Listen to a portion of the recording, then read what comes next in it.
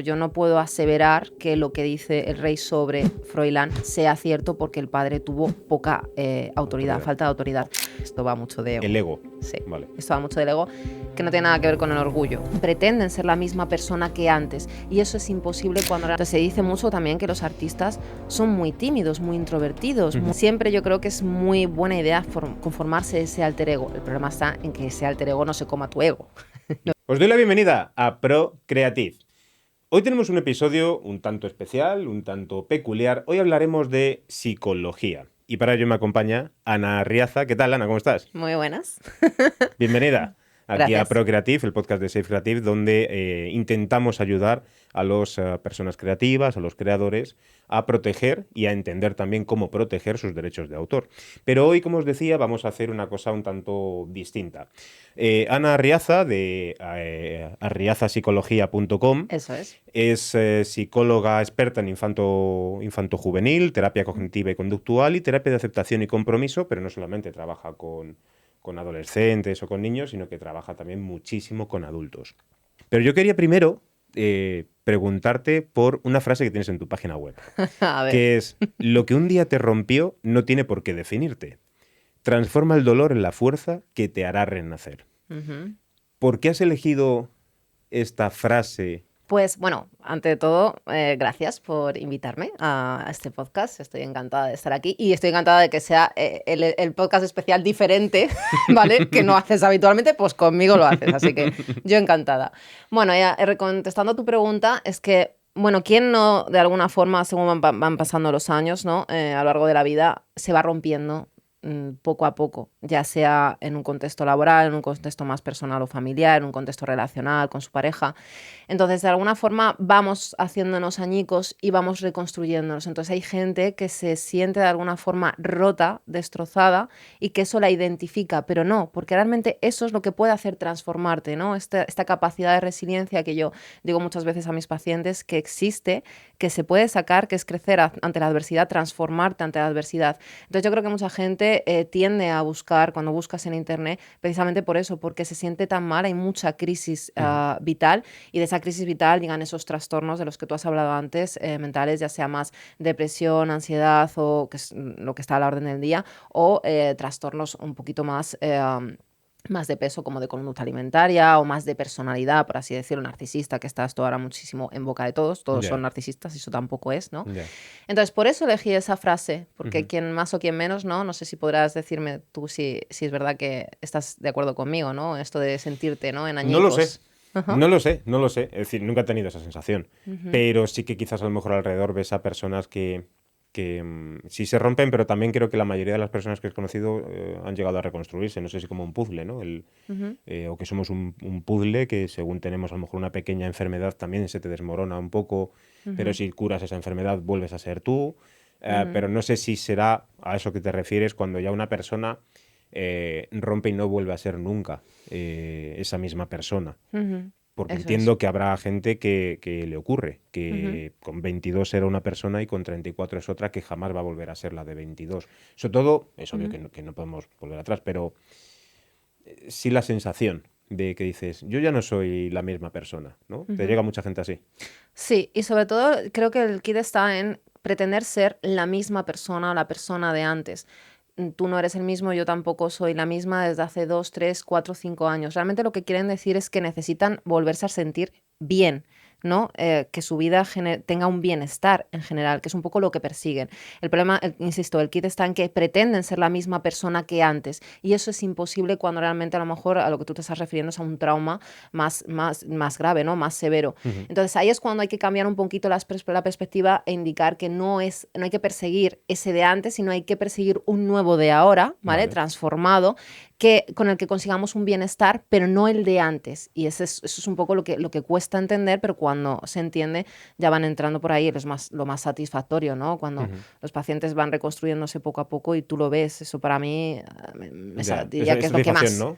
diría que es lo que más me satisface, ver cómo poco a poco se van reconstruyendo, yo acompaño y ellos van reconstruyendo. Y en el caso de los niños, porque no tienen mucho pasado Ujú, hacia atrás, donde, bueno, estoy roto, pero ¿de dónde vienes? Como ¿no? Para tener ujú. la sensación de que estás roto. ¿Cómo lo vive un niño esto? Buena pregunta porque efectivamente no tienen recorrido todavía, pero sí que tienen un modelado familiar muy patente. Vale. Entonces hay que ir mucho a los padres también. Yo siempre digo que cuando tratas al niño, también tratas a los padres. También debes de tratar a los padres porque hay toda una sistémica, que es la corriente que se dedica a lo familiar realmente, Ujú. la terapia sistémica, la más conocida, por así decirlo.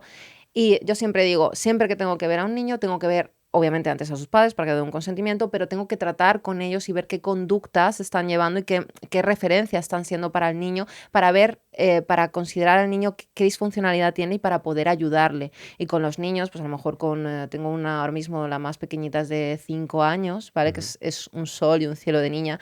Y se ve mucho como cuando el contexto le favorece a la niña, Y cuando le ella... perjudica. Eso es. Vale. Cuando le favorece sí que es pura esencia, además es súper hiperactiva, es un cielo de niña, ya te digo, pero cuando le perjudica, cuando ha tenido un contexto mucho más complicado, más desfavorecedor, ahí se ve que ella se opaca, empieza a generar conductas mucho más disruptivas. Entonces, como no tienen todavía un enriquecimiento, un autoconocimiento obvio necesario, se guían muchísimo de ese exterior, ¿no? Entonces, Vale. hay que atacar mucho al exterior. ¿Eso quiere decir, o el contexto, eso quiere decir que el adulto no necesite fijarse en el contexto? Desde luego que sí, pero más importancia aún yo le doy a ese contexto propio interior más que el exterior en el adulto. Porque para los niños, en este caso los padres o las personas que estén Ujú. con ellos conviviendo, son el reflejo. Por lo tanto, podríamos decir que son un espejo. Eso Es el es. reflejo del espejo, es el reflejo del alma de sus padres o de esas Parece un personas. trabalenguas, el reflejo del espejo del alma de...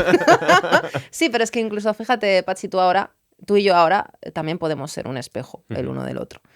Tú y yo ahora mismo nos estamos mimetizando de alguna forma con una gestualidad, con unas risas, con un... Entonces, fíjate si pasa entre los adultos, ¿qué no va a pasar con un niño y con su padre y su madre, Que que son más son su ya. referencia? Claro, que prepondera ahí la referencia familiar. Entonces, ahí muchísimo más se da ese reflejo, ¿no? Ujú. Entonces, es muy importante que se entienda que el niño no tiene el problema se da desde una sistémica, desde lo familiar. Vale. Igualmente en este caso con los niños, tanto Ujú. si es para seguir lo que dicen los progenitores o para llevarle la contraria, también. Es decir, ahí el niño o la niña puede sacar ese temperamento o carácter, aunque sea muy pequeño, para Mm. llevar la contraria y hacer todo lo contrario, y eso también sería como un contraespejo. Es la idea. Ah, sí, vale. La idea es que, yo siempre lo digo, cuando el niño tiene conductas disruptivas es por dos razones. Una de ellas es por lo que estamos hablando. Hay un contexto que le desfavorece y tenemos que mirar también qué modelado está teniendo familiar, ¿no? Incluso del grupo de iguales, pero me estoy fijando más en la familia cuando son más pequeños. Pero sí es verdad que luego está la otra parte de cuando tiene conductas disruptivas es porque también necesita tener conductas disruptivas. El niño necesita pasar la fase del no, la fase de rebeldía, la fase del estoy yo aquí y tú no vas a poder conmigo. Necesitan todo eso, es su propia fase, sus propias fases de aprendizaje. Entonces, eso no se lo podemos quitar. Es verdad que otro día me llegó una madre diciendo, es que no puedo más. O sea, Ya. es que es todo el rato no. Y es todo el rato, y es que encima solo lo hace conmigo. Y eso es muy interesante. Ah, la Cuando reta. solo, eso es, Vale, vale, vale. cuando solo lo hace con un progenitor y con el otro no. Ajá. Esto es interesante porque saben muy bien a quién retar los Ujú. niños.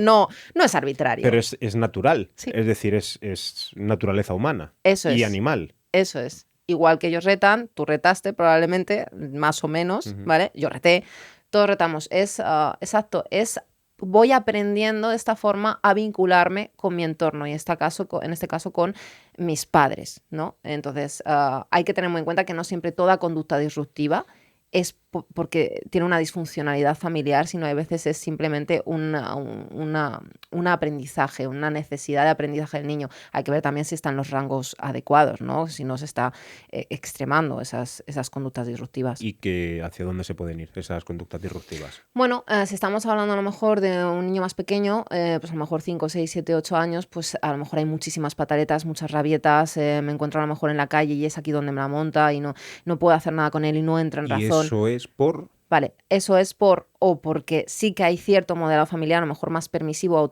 autoritario, depende un poco de esto, no tiene por qué ser siempre el permisivo o autoritario, pueden ser ambos, Ujú. ¿vale? Entonces el niño se revela ante esto o puede ser que haya acontecido algo en la familia que al niño le esté perjudicando. esto si tiene esa tendencia a hacerlo o se extrema mucho. Si no, si son esporádicos, insisto, ensayo y error, yo estoy midiendo a mi madre o a mi padre, les estoy midiendo. Esto mismo que dices, es verdad que esto es muy de actualidad y no deberíamos Ujú. incluirlo en los podcasts bueno, pues evitar lo que hablamos, ¿no? Siempre con el tema de la industria del podcast, de utilizarlo el menor recurso posible de actualidad, pero es que en este caso me ha venido al pelo esto que has dicho, que es el último libro que ha publicado el rey de sus memorias, en el que habla sobre la conducta de Froilán. Y habla de que, no sé cómo lo dice porque no he podido leer el libro, pero dice algo así como que la conducta del niño es por culpa de una falta de autoridad del padre. Ahora ya no porque es un adulto, pero cuando era niño era eso, una falta de autoridad, o no, eso es muy difícil de saber. Vale, aquí voy cuando, me gusta que me hagas esta pregunta porque aquí voy cuando muchos psicólogos se arriesgan a analizar vidas ajenas, aunque sean populares, sin tener mucha información de ello, Ujú. ¿no? Esto es un riesgo. Yo no puedo aseverar que lo que dice el rey sobre Froilán sea cierto porque el padre tuvo poca autoridad, Autoridad. falta de autoridad. Lo que sí es muy arriesgado es aseverarlo como ley, como norma. Esto pasa, el niño sale de esta forma porque hay una falta de autoridad del padre. Ya. Es que muchas veces, insisto, no es falta de autoridad, es a lo mejor es más quizá necesidad de una autoridad funcional, saludable, buena. A lo mejor el padre es súper autoritario, pero no sabe serlo y a lo mejor tira más a la tiranía, ¿no? Vale. Entonces yo siempre diré que cuando hay dos progenitores o dos figuras parentales, una debería de ser más permisiva y la otra más autoritaria. Esto es como lo del poli bueno o poli malo. Ujú. Siempre se necesita un equilibrio, una conjunción, porque si las dos son autoritarias, Hay un peligramos. choque. Y si las dos son permisivas, también peligramos con respecto a la educación del niño. Por eso lo que mejor combina es autoritario y permisividad a unos O sea, rangos eso funciona, lo de moderados. poli bueno, poli malo Eso funciona. funciona, eso es, cuando realmente se piensa que no, Ah, pero vale. suele funcionar y mucho mejor, insisto, que sean dos de un extremo o dos del otro. Entonces, como te digo, no en absoluto me voy a pronunciar sobre ello Ya, porque, ya. insisto, no soy de las que piensan que puedes analizar en profundidad, ¿vale? Puedo dar quizá mi opinión a nivel terapéutico, pero Ya, ya, en que este no. caso Es difícil, ¿no? es complicado, o sea, y más tampoco conozco mucho el tema de la realeza, sabía lo del libro que sacó, también sabía que él dice, ¿no? En ese libro que se ha sentido como muy aislado, como muy discriminado, que no se ha sentido apoyado o validado por... Pero bueno, más allá de eso, no conozco mucho la historia de la realeza, no es algo que me Ujú. interese mucho, Y, honestamente. y claro, por otro lado, también sería arriesgado hacer análisis de personas ya muertas, a lo mejor de la antigüedad, para, por ejemplo, decir qué tipo de traumas tenía Hitler o qué tipo de traumas tenía, ya no hablo de personas malas, sino también a lo mejor de personas buenas, Ujú, para hacer lo que hizo. Por ejemplo, pues qué trauma tendría, por ejemplo, Beethoven para estar con una sordera, pues decir, no, no, esto, ¿sabes? ujú. ¿Es difícil hacerlo o ahí ya sí podemos hacerlo? Diría que es arriesgado aseverar. Vale. Puedes hacerlo. La cuestión es que Pero siempre que dejas lo un margen de haces, que dejas un margen. El problema está en cuando vemos tantos vídeos de TikTok o de Instagram, de YouTube, de la red que sea, y se asevera, Ya. ¿vale? Porque de ahí es verdad que hay pues, un sinfín de correlaciones que hace la gente con mi cuñado, mi padre, mi tío. Entonces ya como se dicta sentencia, y eso es lo malo. Yo, desde mi punto de vista, en la aseveración está el problema. Nosotros, difícil, habrá algunos que sean más difícil, otros menos, depende de cuánto se sepa de su historia. Ujú. Y me parece, de hecho, interesante, bonito que se reflejen, bueno, distintos, como tú dices, distintos artistas, que los tocaremos, y que se vea un poco dónde estaba el trauma, dónde estaba el posible trauma. Por ejemplo, Michael Jackson, a mí me encanta Michael Jackson, figura del pop y tal, pero bueno, tiene mucho a sus espaldas, tanto en su infancia, adolescencia, como en su vida adulta. Claro. Entonces, me parece muy interesante y siempre desde el lado de voy a dejar un margen, yo no voy a aseverar con esto, yo tengo X conocimientos y desde aquí yo voy a pronunciarme, pero nunca desde una aseveración porque no hay un contacto, un vínculo directo con esas personas que tú tengas para poder aseverar, ¿no? Ujú. Y en el aspecto, o sea, ¿te has enfrentado a niños artistas o muy creativos? Sí, tuve un niño con déficit de atención y hiperactividad, no doy datos, o sea que puedo contarlo. Uno de tantos. Claro, exacto. Que tenía diagnosticado déficit de atención e hiperactividad, ambas.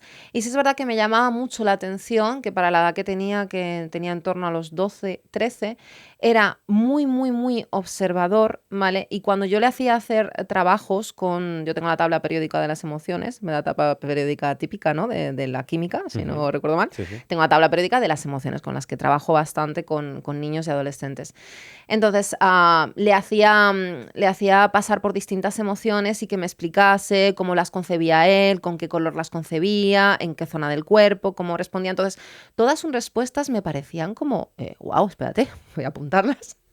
Porque me parece esto como de libro, ¿no? Como muy fantasioso, pero tenía, o sea, y ahí de al lado que me dices si lo veías creativo y tal, lo veía como muy fantasioso, pero esa fantasía que tenía a la hora de expresarlo, ¿vale? Tenía su objetividad, no estaba siendo algo como muy, como muy excéntrico, desbordante o que no concordase. No sé si recuerdo, pues cuando me hablaba del miedo, ¿no? Que él decía, el miedo yo lo siento como si fuese una penumbra. Y te lo escenificaba. Sí, y me lo decía como si lo estuviese viendo, entonces, insisto, decía lo del miedo, que como si fuese una penumbra que se moviese, ¿no? Y que se hacía más grande o más pequeño según si entraba por callejones o no, pero luego había colores o sea, me pareció, espérate, que esto puede dar para alguna serie así, ¿no? De dibujos o tal. Sí. Y me gustó coincidir con aquel niño que tuve, ese paciente, porque sí que me parecía bastante creativo en ese sentido. Pero vamos, ya te digo, indico que tenía déficit de atención y hiperactividad, pero no es porque indique que los que tienen este trastorno diagnosticado es que sean más proclives a ser más creativos, nada que ver, pero justo este sí. Y cuando te llegan los padres, que no sé si ha ocurrido, y te dicen, es que mi hijo es muy creativo. Bueno, creo mi hijo creo que tiene superdotado, ¿no? Es como no sé si se dice superdotado o cómo se dice. Sí, tú corrígeme todo el rato porque yo, claro. No, de momento está todo bien. Claro, pero cuando llegan con este discurso de, yo creo que mi hijo es superdotado, Ana. Yo creo que mi hijo es muy creativo. Es que mi hijo va a ser artista. Sí. Mi hijo va a ser un gran deportista. Proyecciones de toda la vida. ¿Proyecciones de qué? Sí. ¿Qué es esto? Buena pregunta esta también. A ver, llegan mucho, sobre todo que me parece muy inteligente. Y sobre todo los que son primerizos, padres primerizos. Es que me parece súper inteligente, porque fíjate lo que hace. Se calienta la leche en el micro. ¿Te imaginas? No, pero a lo mejor te ponen algún caso de, pues fíjate lo que hace, que el otro día estaba hablando con él y me empezó a explicar la elección que tenía de conocimiento del medio, que no sé si sigue llamando conocimiento del medio, creo que es Science, ¿no? O sea, me pillas igual. Estamos un poco anticuados, ¿eh? Claro. Hace ya del conocimiento del medio, Pachi.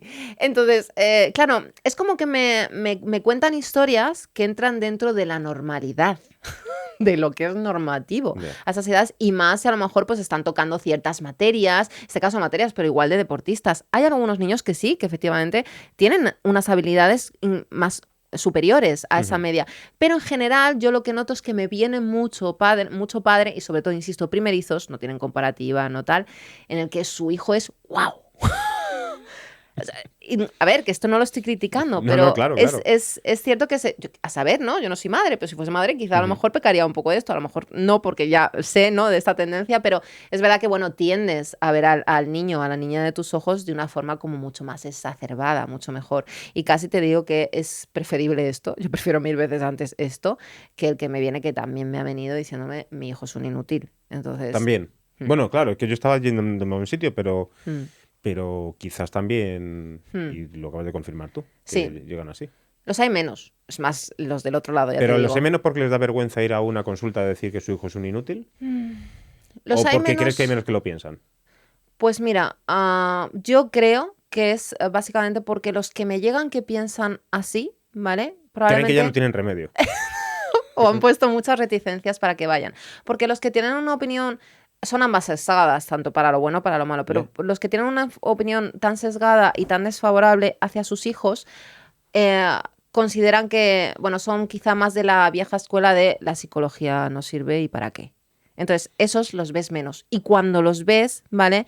No es que no crean en la psicología, pero lo dan como, es que mi hijo no necesita, simplemente que es inútil. O que no sabe, o que, claro, pero precisamente, si no es inútil, si es inútil, es que no es útil. ¿En qué no está siendo útil? Según tú, ¿vale? Según tu criterio. Ujú. Porque muchas veces dicen esto cuando se refieren a lo mejor a que el niño es más perezoso, a que el niño no se le da bien Las cosas ciertas que ellos quieren. disciplinas, eso es, pero otras quizás sí, en esas son en las que no me estoy fijando.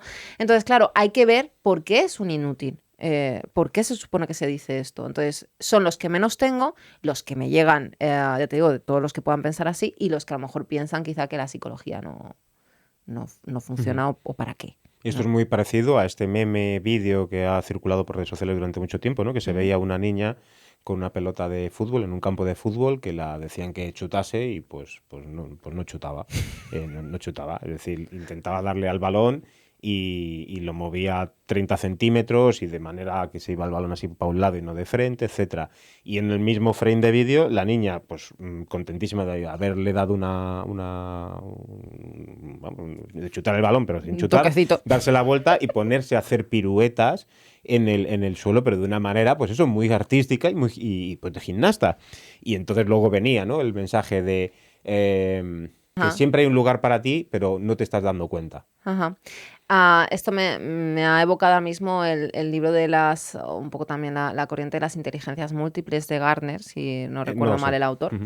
Es Gardner, de las inteligencias múltiples, que habla de esto, ¿no? De las distintas habilidades que podemos llegar a tener, ya sea más visoespacial, más de coordinación, ¿no? Más creativas, más de ingenio, más de intuición, más lógicas, más racionales. Es decir, que todos tenemos como un barómetro, ¿no? Para esas habilidades, esas disciplinas, y en algunos tenemos mucha más medida que en otros. Entonces hay que ver, hay que desarrollar un poco cuáles son las medidas más óptimas, mejores para ti, y vamos a fomentar esas. Entonces ese vídeo me pareció, cuando lo vi, ya tiene tiempo Ujú. el vídeo, dije, es que es excelente, es que lo plasma muy bien el mensaje que quiere dar a entender, y lo que te decía antes, proyecciones.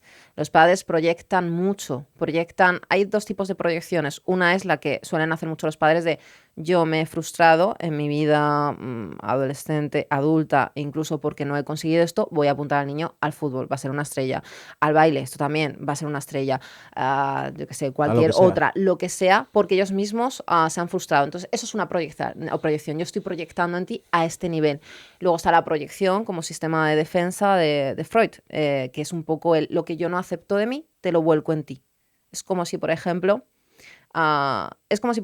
tú fueses nuevo en el podcast, que no es el caso, porque lleva ya una trayectoria, ¿vale? Y tú empiezas a estar nervioso conmigo, ¿no? Ujú. Y estamos hablando tú y yo, y me dices, te noto nerviosa, Ana. ¿Estás bien? Porque yo te noto nerviosa, Estás ¿eh? Entonces proyectando. me estás proyectando lo tuyo porque no lo aceptas. De alguna forma Claro. lo proyectas, lo sacas para ver si a mí de alguna forma también me llega, incluso si te mimetizas un poco con eso. Ya, Pues ya, esto se ya. hace muchísimo, lo he puesto ahora como ejemplo aquí, Sí, como sí, sí, sí. chascarrillo, pero esto lleva mucho en las relaciones sentimentales, Ya. por ejemplo, se proyecta muchísimo.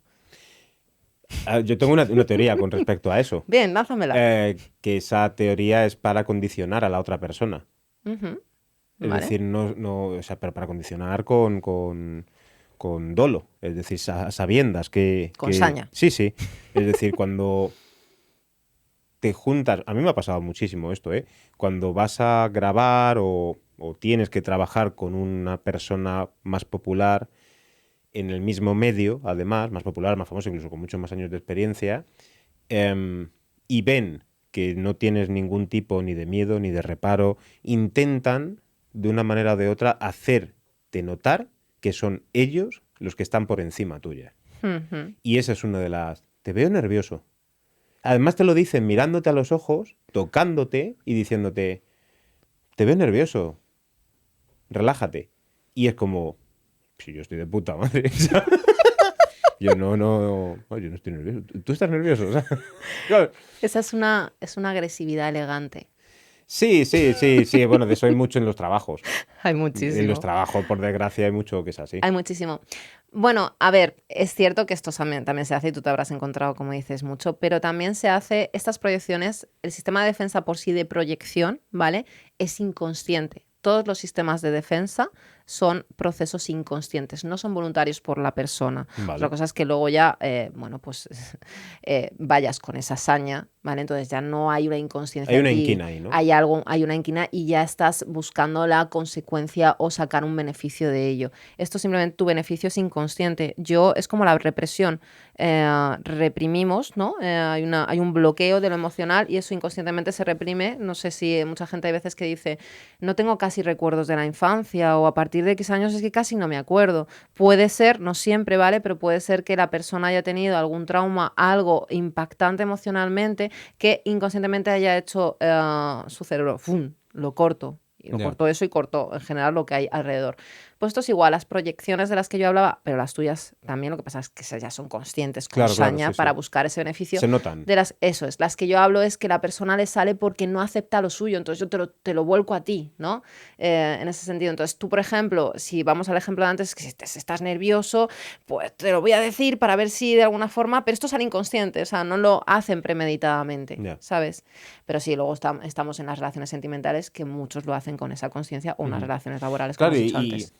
Yo al menos mi percepción, que no digo que es de lo cierto, porque si no, fíjate, casi siempre me equivoco. Entonces, yo tengo la sensación de que si tú haces sentir a una persona con la cual tienes que estar, en cualquier ámbito, me da igual sea en una relación de pareja, como puede ser profesional, como puede ser en un momento puntual, como suelen ser, por ejemplo, las entrevistas o ese tipo de cosas.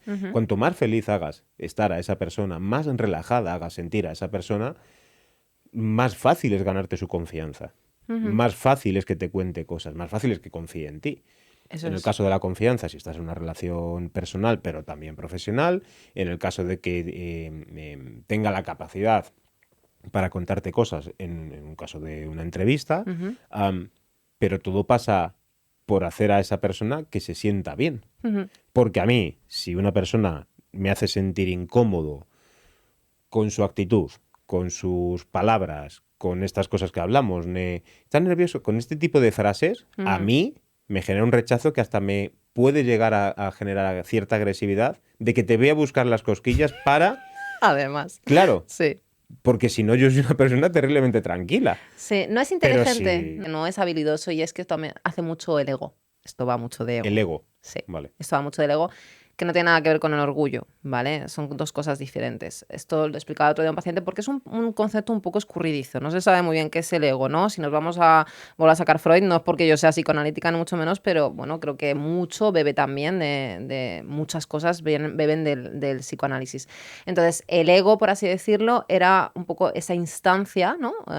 Esa instancia intermedia que media entre tu ello, ¿no? Tus vísceras, tu inconsciente y el superyo, que es un poco lo que se forma por la normativa social, las convenciones sociales. Entonces, el ego es el yo que media entre las dos instancias. Entonces, hace que tú no puedas ser un animal instintivo, visceral, pero tampoco que te vayas al otro extremo, entonces obvies totalmente tus impulsos, tus pulsiones, ¿no? Entonces, media entre los dos. Realmente esto es el yo, esto es el ego, pero el ego, el problema está en cómo lo conformamos, cómo el ego nos domina o lo dominamos nosotros a él. Entonces, en el ejemplo que tú has puesto, cuando la persona no es ágil, no es habilidosa en ese sentido, es porque él se ha creado una imagen de yo tengo que ser más que este, o yo no puedo dejarme minar, o como yo mismo estoy nervioso, yo le voy a minar a él para que yo preponderar. Eso es un ego inflado que me somete. Entonces, no soy hábil, no soy inteligente en este sentido. Entonces, esta es la particularidad del ego. El ego puede destruirnos como puede favorecernos muchísimo. Entonces, el ego es necesario. ¿Tú tienes ego? Yo también lo tengo. El ego en los artistas se dice que suele ser más grande, pero ¿viene de serie o se construye? Yo pienso que se construye. De hecho, a ver, la única instancia supuestamente que naces con ella es el ello, como hablaba antes, es esa pulsión, esas pulsiones, eso visceral, esos instintos, ¿no? Yo pienso que el ego, y si nos vamos a esos artistas como tú dices, se construye y luego está el alter ego, ¿no? El ego es lo personal, ¿vale? El alter ego, que todos tienen ese alter ego, o deberían, yo pienso que estaría bien que lo tuviesen porque es conformarse un personaje que no tiene por qué ser muy dispar, y muchos lo son, por ejemplo, Marilyn Manson, ¿vale? Ujú.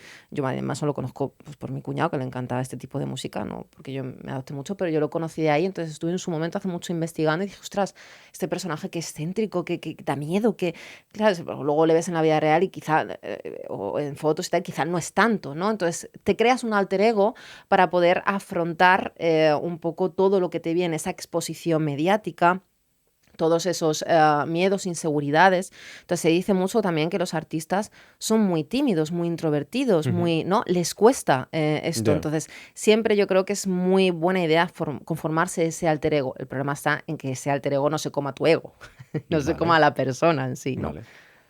Ahí con eso que has dicho, también me viene a la cabeza ciertas personas que, para recibir el reconocimiento de que son artistas, hacen ver a los otros que tienen todas las condiciones, características que históricamente han dicho que tienen los artistas. Ujú. Hacen por ser más tímidos, hacen por ser más introvertidos, e incluso hacen cosas excéntricas que no les gusta para parecer más artistas. Ujú. ¿Esto por qué se hace? Vale, ahí es cuando entra mucho esa notoriedad que tú quieres tener. Vale, Y que tienes que trabajarla para que la gente te certifique que tú eres artista. a eso voy. Que es un poco lo que veo con los influencers, con algunos influencers. Ajá. Que Mira, Kohlberg es un psicólogo alemán que hablaba de los estadios de la moral. ¿Por qué voy a meter ahora a Kohlberg a colación de todo esto? Porque hay un estadio, ¿vale? Que es el de la moral, tiene 3 fases. Está la moral preconvencional, la convencional y la posconvencional. esto ya es café para cafeteros, ¿eh? Esto ya la gente está diciendo, bueno, Bueno, hasta bueno, aquí bueno, bien, bueno, aquí bueno, ya me bueno. voy. No, pero que es interesante, por eso lo uno. Entonces, estos estadios, ¿vale? Está la fase, el estadio, hay 2 estadios por cada fase. Entonces, en el estadio que te voy a hablar es el estadio 3 de la fase convencional, de moral convencional, en el que hay una concordancia interpersonal, el estadio este implica que yo voy a hacerme notar y a aprobar aquello que considero que los demás tienen que aprobarme o van a aprobarme, todo lo contrario no. Entonces, ¿qué pasa? Perdón. ¿Qué pasa? Que el que es artista sabe que está en una exposición, en un punto de mira muy claro y muy notorio. Entonces dice, voy a dar lo que los demás esperan de mí Esperan de mí. porque me muevo en ese estadio 3. Yo no me muevo por valores o principios más abajo, con un bienestar o como, pues eso, con unos... con una ética universal. Yo no me estoy moviendo esto, yo me estoy moviendo desde una validación externa. Si en general las personas de a pie, que Vale. no vamos a eso, nos movemos en ese estadio 3 de Kohlberg, te Ujú. ríes, ¿eh? En ese ¿Por qué? estadio, Porque ya estoy pensando en ciertas preguntas que me surgen. en ese estadio 3 de Kohlberg de concordancia interpersonal, pues lo típico de me voy a tomar algo con mis amigos y yo no quiero beber y todos beben y si no bebo, ¿pero por qué no bebes? ¿Por qué Ya. no bebes? No, no entiendo por qué no bebes. ¿Te pasa algo? ¿Estás malo, no? El alcohol es la única droga que se le pregunta a uno que por qué no la bebe. Sí, sí. Es extraño. Pues eso es igual, ahí estamos en el estadio 3 cuando caemos. Entonces, si nos pasa a las personas de a pie, muchos, podría decir que yo me he movido en un estadio 3, lógicamente todos, ¿cómo no le va a pasar a una persona que está en la Expuesta. diana, en el Ya. punto de mira? Esto se tiene que trabajar, porque aquí no forma parte del alter ego, aquí forma parte de mi ego, de cómo yo estoy conformando mi ego, ¿no? Entonces, ese es el problema. Ya te digo, no tiene nada que ver con el alter ego. El alter ego es Ujú. más un poco como cuál va a ser mi estilo, cuál va a ser mi forma de expresarme, cuál va a ser mi forma de gestualizar, incluso de todo eso forma parte del alter ego, más muchos otros elementos. Pero esto va de ego, y ahí es cuando entran en ese error, en el de voy a hacer aquello que me vayan a validar para estar ahí, para seguir estando ahí. Eso que dices, cuando tú eres adolescente, te gusta mucho el rock y ves a rockeros vestir como ellos para tú sentirte más rockero. O si te gustan las motos, vestir más como un motero para sentirte como ellos. Si cualquier rama artística, si por ejemplo dices, bueno, es que me gusta mucho la pintura, bueno, voy a vestir con camisetas mucho más sueltas, con mucho más flow, ¿no? Y se hace para adentrarte dentro más de ese mundo que tú quieres ser. ¿O es otra cosa distinta? Eso es pertenencia al grupo. Vale. Necesitamos ¿Y tiene pertenecer. relación? Tiene relación. Vale. El problema está en cuando esa pertenencia al grupo me está perjudicando, porque la estoy usando para obtener a cambio no una simple pertenencia y verme que bueno, que lidio con esas personas o vinculo con esas personas y me siento mejor porque considero que ese ego que me estoy generando, ¿no? Esa personalidad que me estoy generando, ostras, va conmigo y me siento, tengo bienestar. El problema está en que cuando esa pertenencia realmente a medio largo plazo te perjudica. Y aquí voy a los artistas. Ujú. Es decir, eh, cuando hay una discordancia, una disonancia cognitiva, que lo llamamos en psicología, de aquello que hago contrasta y no va a favor, va disonante de lo que yo pienso. Ahí está el problema, porque eso me va a producir un malestar a medio o largo plazo. Es decir, te voy a poner un ejemplo. Es como, pues, me voy a las actrices, ¿vale? Pues a lo mejor hay una actriz que piensa, considera que ella no tiene por qué hacer escenas de cama. Ella puede, bueno, pues besarse en un momento dado contigo, si hay una relación, un novio, una pareja, pero ella considera que no va a hacer escenas de cama porque no es necesario, ya se entiende, somos novios, ¿no?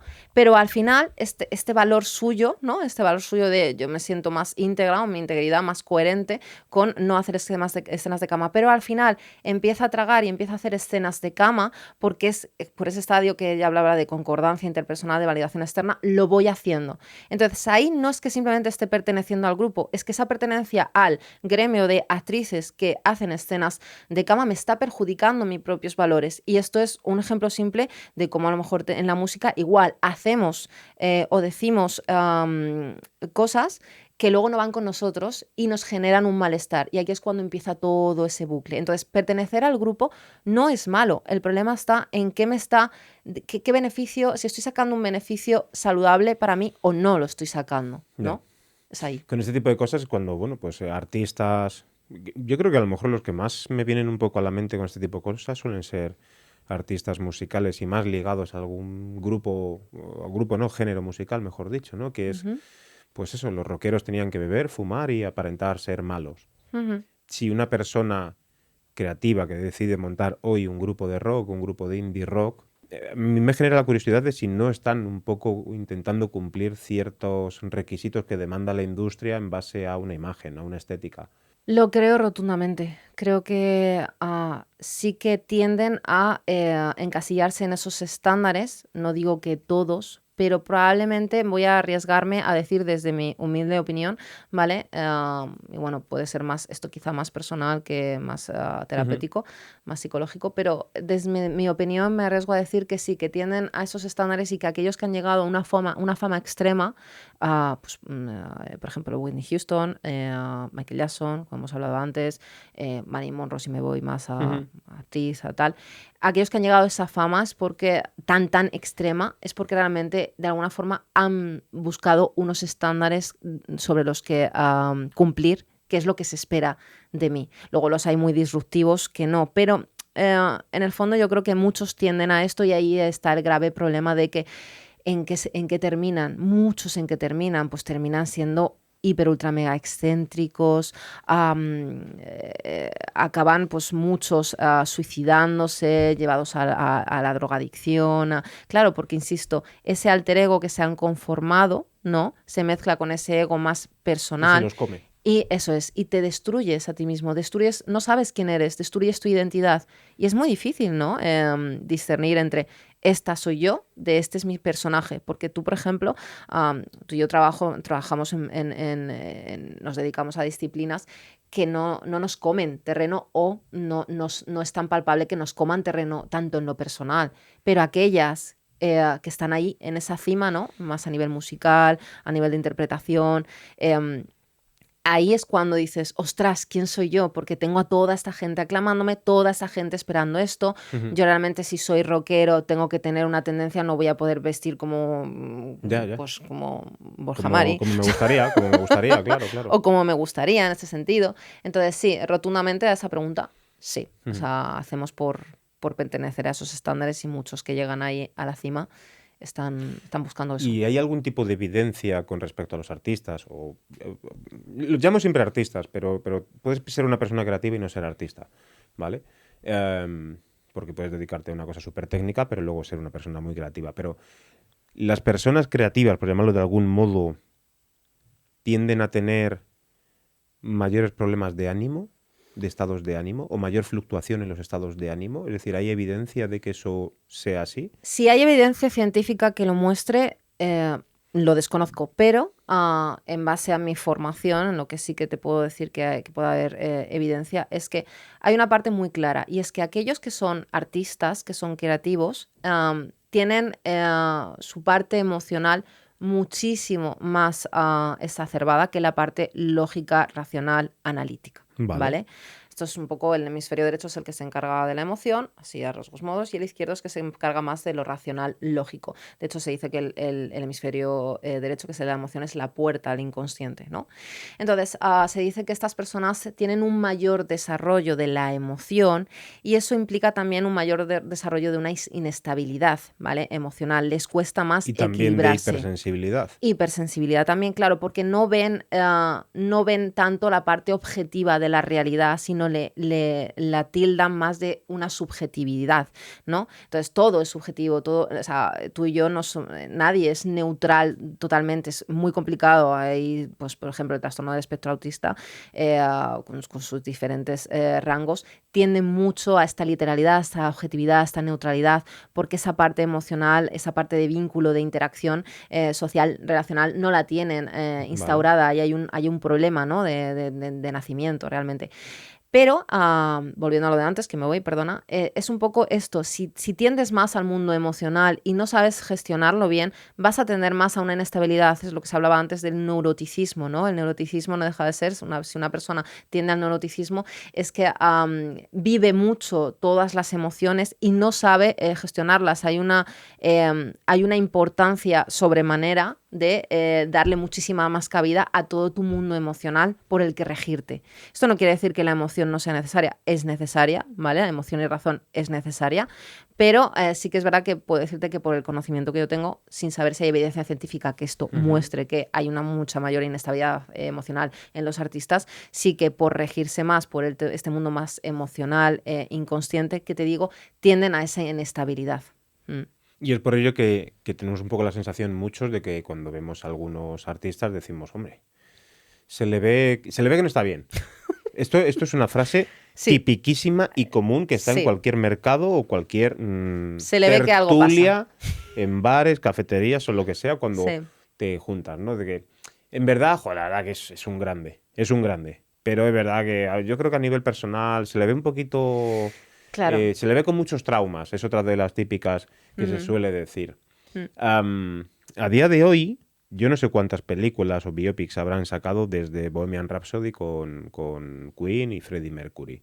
Casi una oda a Freddie Mercury, Sí. más que a Queen, etc. Pero toda la película es la doble o triple vida de Freddie Mercury, los traumas de Freddie Mercury, las adicciones de Freddie Mercury, pero pasan como muy civilinamente. Edulcoradas. Sí, mucho.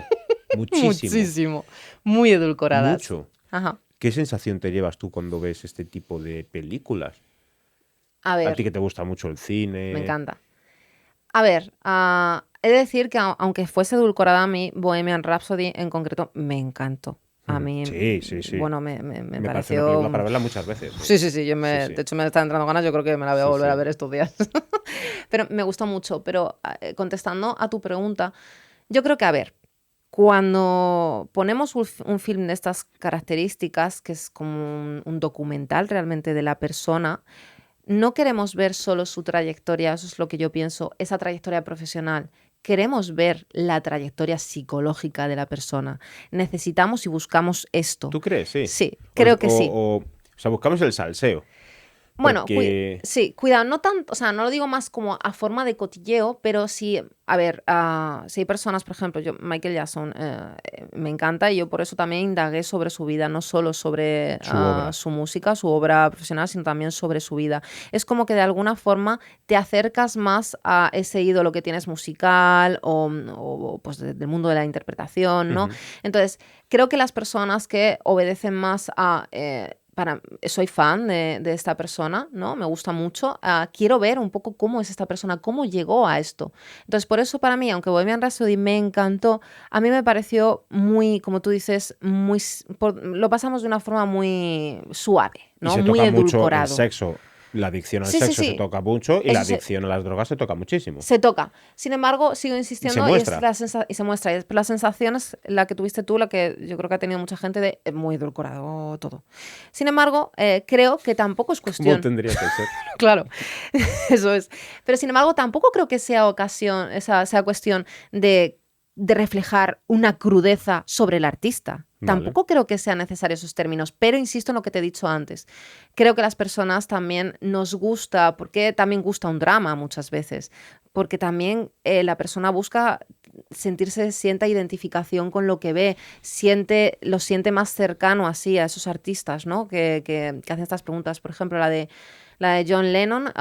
¿Cómo se llamaba esta película de John Lennon? No, yo para los nombres soy Vale, muy malo. Sí, vale. lo siento. Pues esa también me gustó mucho y también refleja ese trauma que O tiene Elton él. John, dices. Perdón, es Elton John. Vale. Cierto, es Elton John y no recuerdo no John Lennon. Es Elton John y no recuerdo el nombre. Bueno, refleja un poco ese trauma desde pequeñito que tenía un poco con su familia o con sus padres. Y esa me gustó mucho más, incluso, aunque la producción no me pareció nada que ver con Bohemian Rhapsody, pero me gustó más porque ahondó mucho más en lo psicológico que Ya. quizá Bohemian Rhapsody en ese sentido. Entonces, sí, creo que buscamos más que nos ofrezca esa parte, ese lado, ¿no? Y detrás. no te he hecho esta pregunta porque no tienes también la sensación de que en verdad es que han llegado a ser este tipo de artistas por esos traumas, que Ujú. quizás sin esos traumas hubieran sido otra cosa, y han buscado en la música, en la interpretación o en lo que sea su salvación. Sí, lo voy a asociar con la pregunta que me has hecho al principio de ese eslogan mío, ¿no? De no te identifica que estés roto, sino simplemente es una forma de usarlo para transformarte, ¿no? Algo así dice. Efectivamente, ahí voy en la resiliencia. Nos crecemos ante la adversidad y yo pienso que muchos artistas que han llegado a donde han llegado es porque previamente han tenido unos traumas importantes. No te digo que todos tengan que ser así, pero creo que muchos están señalados en este sentido. Han vivido unos traumas muy importantes, sobre todo más familiares, ¿no? Unos traumas importantes que les ha hecho de alguna forma transformarse como para dar el pistoletazo de decir, de aquí para arriba, voy a despuntar. Voy a generar de esto algo que me impulse, ¿no? Es como que tocas tan bajo, vas hasta el fondo del pozo, que es como es un resorte para ¡vum!, subir. Las personas que tocan tan fondo, ¿vale? Y consiguen desde esta resiliencia llegar a tanto, chapo por ellas. Y yo creo que muchos, insisto, es precisamente debido a esos traumas que han vivido y esa resiliencia que han tenido de salir de ellos y decir, voy a transformar este dolor en coger mi habilidad, lo que se me da bien, y despuntarla. Qué curioso que tantos artistas tengan traumas. Compensaciones. Es decir, si tienes traumas significativos y tienes a lo mejor algún don, algún arte especial, compensas tanto. Es para ti una terapia, Ya. ¿no? Para mí es una terapia cantar, para mí es una terapia bailar, para mí es una terapia. Lo compensas tanto, te aíslas tanto en eso que es lo único que te hace resurgirte, que empiezas a despuntar en ese don. No todas las personas nacen con esa habilidad y a lo mejor alguien que ha vivido mucho trauma, pues termina siendo cartero, que no está mal, ¿eh? No, Muy bien sí. por los carteros. Bueno, acaba en casos drásticos y con muchos problemas. Es decir, Eso que es. todos, no sé si todos, pero muchas personas sí que conocemos a gente que ha tenido muchos traumas y problemas de niño, etcétera, y bueno, pues simplemente siguen siendo personas como cualquiera, pero no han llegado a tener Claro. ningún atractivo por algo creativo, ni se han desarrollado en algo Eso creativo, ni Esa es nada la de eso. habilidad de compensar, ¿vale? Yo tengo un don aquí, una habilidad aquí y compenso y me sirve de terapia. Es lo único que... Entonces, bueno, y yo además, yo creo que, yo pienso, no tiene por qué ser creativa, pero yo pienso que todos tenemos una habilidad especial para algo. El problema está en que muchas veces no conseguimos saber qué. Puedes llegar a morirte sin saber qué, ¿no? Porque no nos permitimos, porque Ya. vamos un poco a esa, bueno, pues a esa normativa que nos dice por aquí. Ya. No, por esos caminos, no, que no sabemos, por aquí. Entonces por aquí. Entonces no me complico la existencia. Y oye, cuidado, es una forma muy loable de Que vivir suele y de ser algo muy existir. típico también de cuando algunos profesionales alcanzan una cierta madurez, con 30 y pico años que dicen, mira, yo es que voy a dejar esto porque lo que me hace feliz es esto otro, ¿no? Lo que estudié Eso con es. 20 no me hace feliz y creo que donde más puedo ayudar a las personas es haciendo esto otro. Eso es, exacto. Y que el Ikigai lo conoces del propósito de vida, Ujú. ¿no? Puede cambiar. O sea, no, Y desde mi varias punto de veces a lo vista, largo de tu vida. claro, no hay un Ikigai. O sea, yo a lo mejor ahora me estoy dedicando a la psicología y dentro de 10 años soy una escritora famosa. Pero sí, yo creo que hay propósitos diferentes a lo largo de tu vida, porque tú cambias y qué bueno que los haya, ¿no? Qué Ujú. bueno que gracias a que tú vas evolucionando a lo largo de tu vida, vas cambiando de propósito vital. Pues estupendo. Y hasta aquí la primera parte de la entrevista con Ana Arriaza. La semana que viene publicaremos la segunda parte, donde hablaremos de traumas, adicciones y trastornos que se asocian popularmente a muchos artistas y por qué se relaciona todo esto desde el imaginario popular. Y también a los motivos que llevan a un artista a crearse un alter ego. Como siempre, daros las gracias en nombre de todo el equipo de Safe Creative. Yo te espero aquí, en el podcast, y mientras tanto, recuerda visitar safecreative.org. Hasta el próximo podcast.